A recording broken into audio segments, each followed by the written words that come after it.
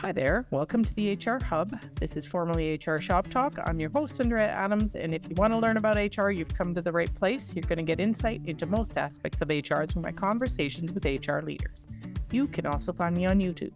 Today, my guest is Dr. Helen Turnbull CSP. Helen has been working in the DEI space long before it became so prevalent in HR practice. Inclusion is one of her expertises, so I am happy to have her here talking to me today.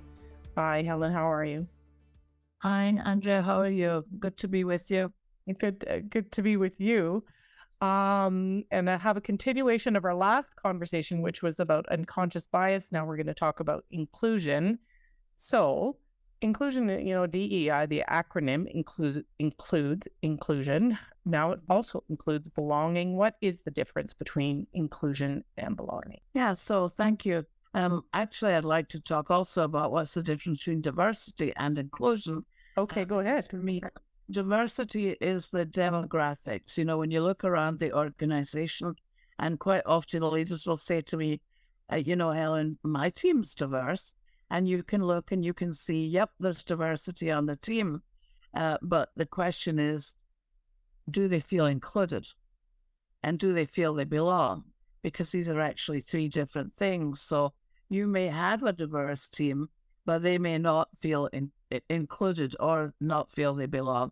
The difference there is, and I actually said this in our previous episode together, that the issue of inclusion is, what is my company doing to make me feel included in this organization? And belonging is what is happening for me to make me feel I belong. So is there a sense of community in the team, for example? Is there a sense that I enjoy coming to work, that I'm engaged in what I'm doing, that I'm committed rather than just being compliant? So the issue of inclusion for me is actually much more important because you can have diversity without inclusion. And you can have inclusion without diversity. The question is, what are you doing to make that team feel that they belong in the organization, that they want to be there? And each one of these things takes work. And they're not, inclusion, all of DEI is often seen as a soft subject matter. It's not really a business issue. Leaders will roll their eyes and think, really? I have to go for some more diversity training. But actual fact, it does significantly impact the bottom line of the business.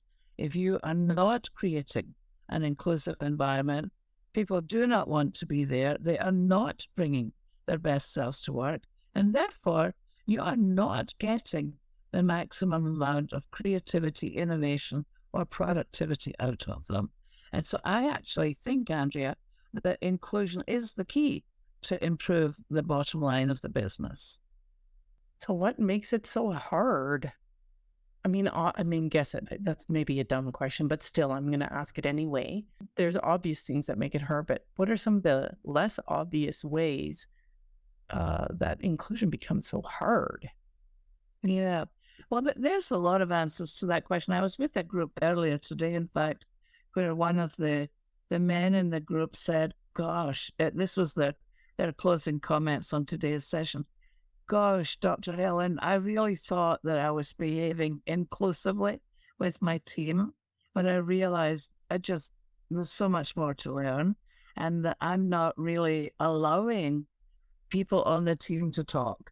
I think one of the things leaders do is that they can do all the talking, and people in the team learn. What do I need to do to keep my leader or my manager happy? I can tell, Andrea, in the morning, if you're my boss and you come in, she's in a good mood today, or she's not in a good mood, or, don't say that to her.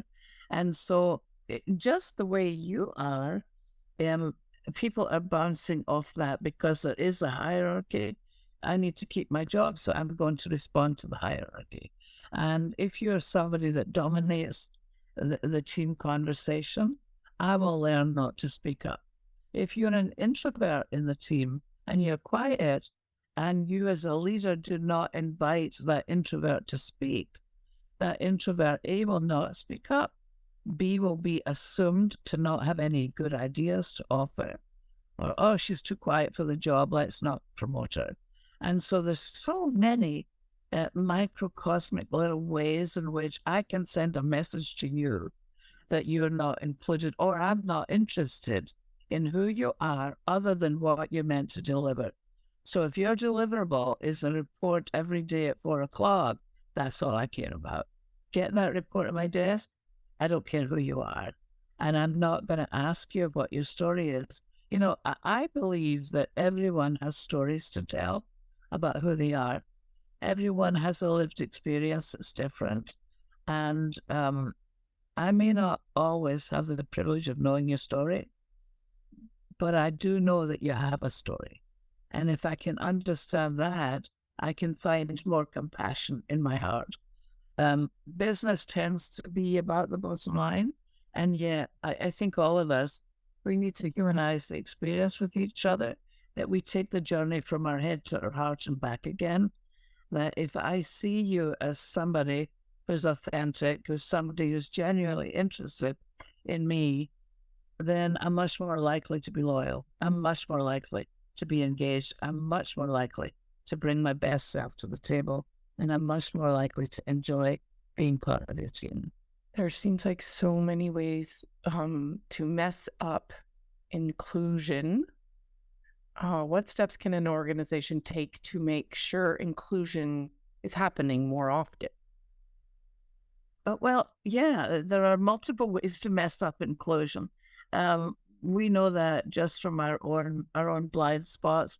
You know, there's a great video that I like to use called "The Dangers of a Single Story," and it's a woman from Nigeria. I mess up her name, but I think it's Adichie Chimamanda or Chimaranda. Fabulous, fabulous video, and she talks about the dangers of a single story.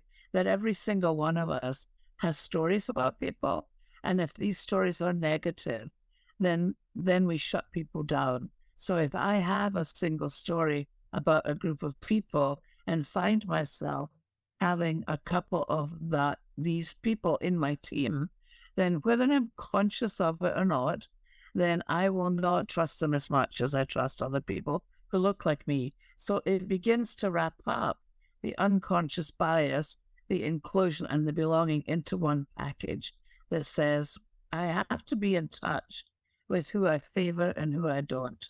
And I have to do the extra work that it takes because there's always people in your team that you just don't listen to. There's always people in your team that when they start talking, you've tuned them out already. You need to catch that. You need to know you're doing it. You need to ask yourself, why am I doing that? You know, what's my bias? What's my trigger? Because people pick it up. You know, I know who you say good morning and who you ignore, you know. Maybe that person they make unhelpful contributions to the team on a very regular basis. And so the leader doesn't have a bottomless pit of time to let that person wax on about whatever. And so they shut them down. What's your take on that? Yeah. Well, I think that's true. I think that happens in every group, that there's the people that just kind of, you're like, I just asked you a simple question. Why are you going on and on? Or what you're saying isn't value added. What you're saying is repetitive. And I think that ultimately the leader remains responsible. If you're keeping that person on the team and you know they're not value added, my question to you is why? How can organizations address some of the challenges that are part of making a more inclusive environment? Well, look, I think lots of organizations are trying to address it. I think the challenge is twofold. One is if you see diversity, equity, and inclusion as a soft issue, as an issue that is extraneous to your real job, if you're like, why am I going to spend 4 hours doing this, or this is the third diversity program I've ever taken, then you're not seeing it as deeply impacting the bottom line of the business. So I think that is one of the challenges, is how does it get positioned, not just in the organization, but how does it get positioned in the minds of the leaders? Do they really understand this is not a soft HR issue? It is actually imperative to the way in which we run our business and whether or not we can make a profit.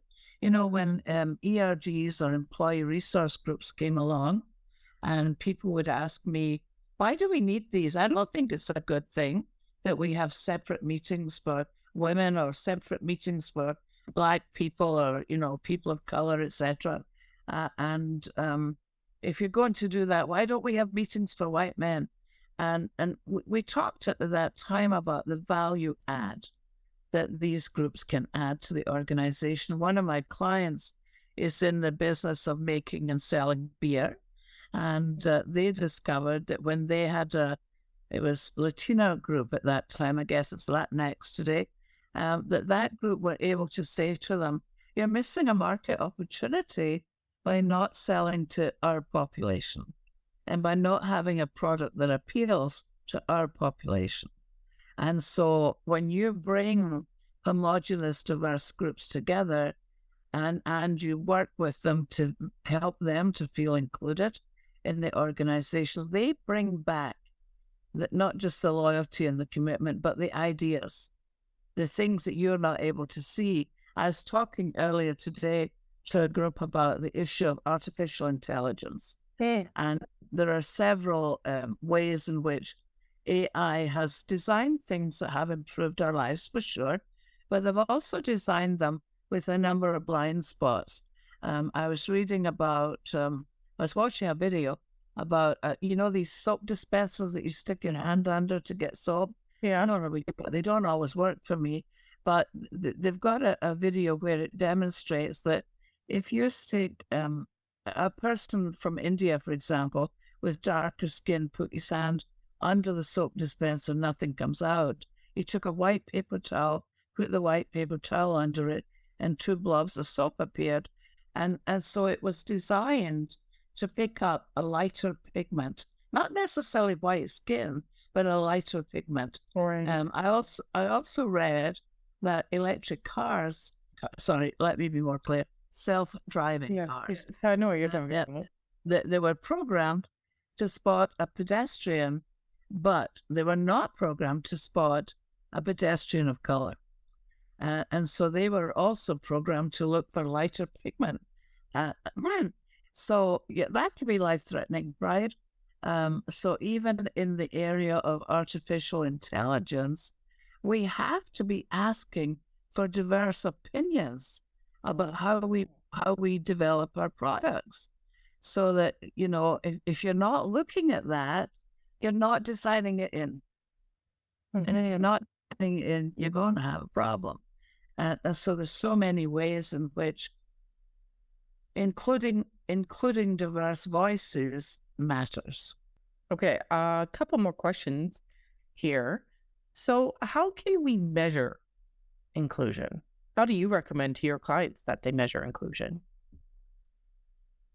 Well, I have 2 feelings about that. One of them is that part of me wants to say you can't, in the sense that these are qualitative issues, and yet I also know you can. You clearly would measure it based on your employee engagement survey. Is it improving from year to year? Are people actually saying to you that they feel more included? And what are the examples of inclusion? You know, do I feel like my voice is being heard when I'm in a team meeting? Do I feel, do I look around the organization and see diversity in leadership? Do I look up and see more people in the C-suite? I think it was the McKinsey organization in cooperation with the Lean In organization, who did a study showing that if people come into the organization equally as graduates, for example, white men, white women, women of color, men of color, that the funnel narrows as you go from entering the organization to the C-suite. You go from 50% entry of each of these 4 groups. And by the time you get to the C-suite, you've got only 3% women of color and only, I think, 4 or 5%, maybe 7% men of color, and white women a little bit higher than that, like 27 or 30%. The vast majority of the C-suite remains today as white men. Yeah. And so what's happening there when the funnel continues to narrow in 2023, when we've worked on this topic all these years? What do you think is happening there? How about some unconscious bias? Yes. How about well-intentioned isn't enough, right? How about the leadership saying to the HR department, let's do some unconscious bias training or inclusion training, when it's a standalone initiative isn't going to work. Save your money. Unless you're serious about changing the culture and keeping this on the front burner and owning the fact that it does impact the bottom line of the business, it will not work. Do you have any suggestions on additional resources for people trying to create an inclusive environment? I mean, I know there's so much out there, but what do you suggest? Additional resources? Well, I wouldn't be true to myself if I didn't say that because I do this work, that they could come to me. And I don't like to just do one-off. I like to work with clients who are serious about the work. There are also some excellent videos on YouTube around inclusion. I would look particularly at TED Talks. I have one, and I've got colleagues. The one I mentioned, the single story video is excellent. There's some books I would recommend. There's a colleague of mine who's since passed, Alan Johnson, who wrote a book called Privilege, Power, and Difference. It's an excellent book. It's an easy read, but it really, really pinpoints the issues. Also, his other book was called The Gender Knot, KNOT, which looks at gender differences.